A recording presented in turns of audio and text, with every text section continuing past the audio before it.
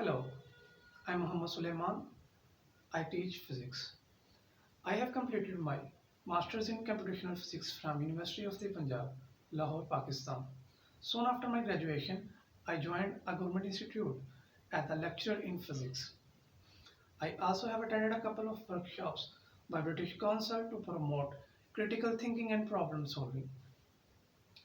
I also worked as international coordinator for British Council's International School Award, where I interact with different national or international schools to promote activity-based learning.